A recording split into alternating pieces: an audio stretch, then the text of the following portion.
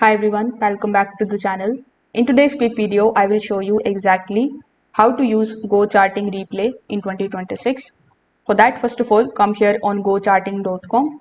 Afterwards, log into your account if you haven't already. Now use the search bar in order to launch any of the charts in front of you. Now, when the chart is opened in front of you, so you need to make sure of one thing. It is the chart that you want to analyze or that you want to backtest. So over here on the top, you will see this replay option. When you click on this replay option, this type of toolbox will appear. So you just have to drag and drop it over here somewhere where it is accessible. Now, when you just take a look at the chart, you will see this type of vertical line.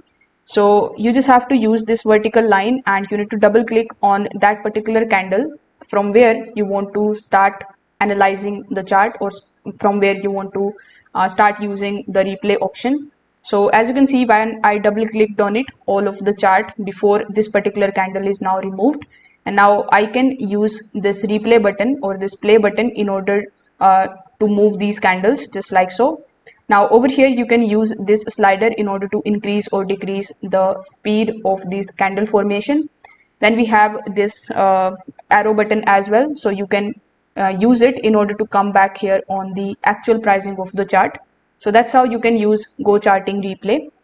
If this video helped you out, make sure that you like this video and subscribe to the channel. Thanks for watching.